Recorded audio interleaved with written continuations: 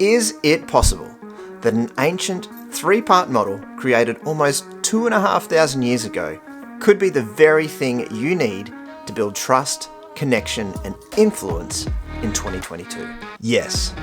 Yes, it is. And so, by all means, ignore it at your peril. Or you could keep watching, and we will take a close look at each of these three elements, unravel their secrets, and provide some actual examples that you can adapt and apply directly to your very next interaction. Hey guys, my name's Hayden Richards. I am an emergency physician, and this is Comms Lab. On this channel, I share my journey and what I've learned as I strive to develop myself into an effective communicator and an emotionally intelligent leader. So when I was a kid, I was super quiet, very shy, very introverted. I remember when I turned 4, my parents put on a birthday party for me.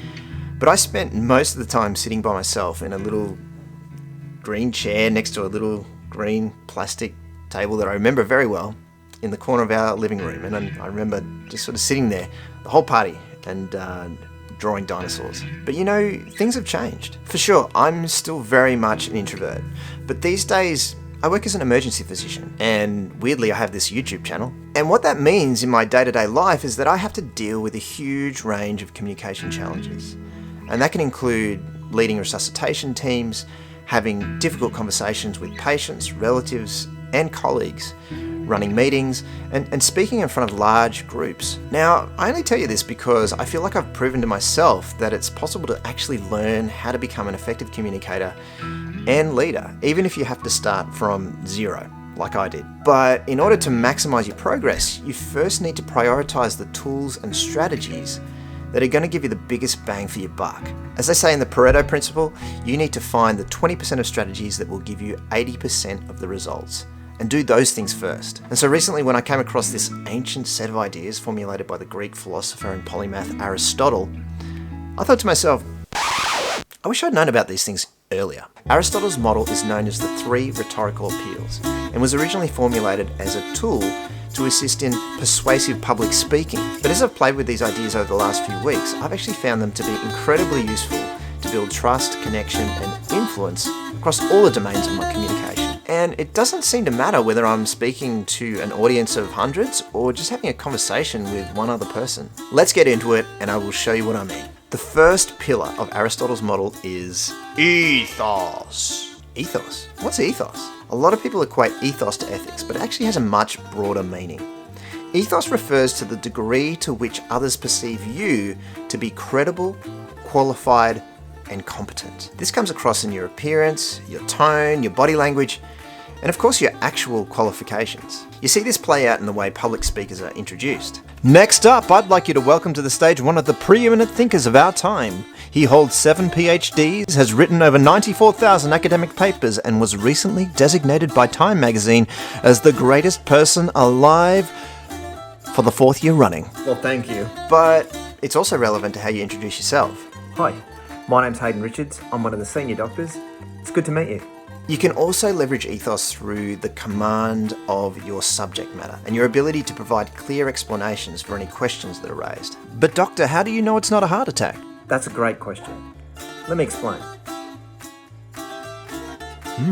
You seem to know what you're talking about.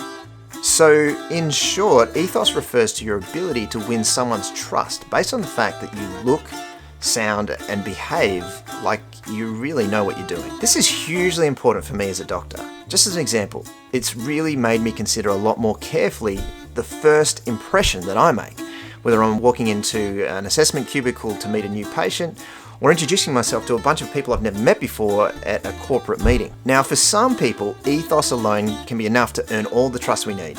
But for most of us, we need something more. Introducing the second pillar of Aristotle's model, pathos. Pathos. What is pathos? Pathos refers to your ability to connect at the level of emotion. In the context of public speaking, you can do this by using vivid language and telling stories. When I was a boy, audiences of all sizes, from 1 to thousands, can be genuinely moved by this kind of rhetoric, especially when it taps into some primal emotion like fear or anger or hope. But when I think about connecting emotionally at the interpersonal level, the master skill I think of is empathy. Sounds like you have been through the absolute ringer today.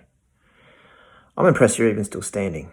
When we engage with another person at the level of emotion and meet them with empathy and validation, we're actually providing the space for those emotions to diffuse and defavesce. So even though by his original meaning, Aristotle used the word pathos in reference to a speaker's ability to appeal to people's emotions, to actually stir up emotions, to motivate them in a certain direction, I've started using pathos as a reminder just to think about the emotional energy of the interaction in general. And that doesn't seem to matter whether I'm speaking just to one person or whether I'm doing a presentation to a large group.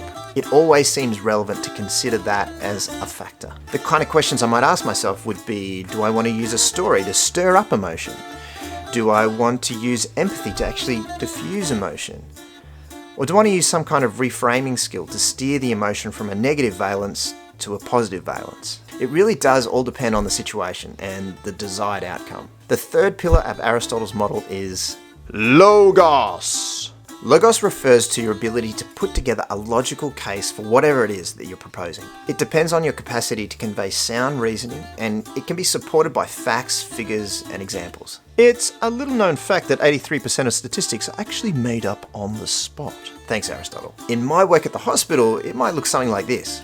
So, when your heart is not working so well, just like any pump, the pressure can build up in the pipes.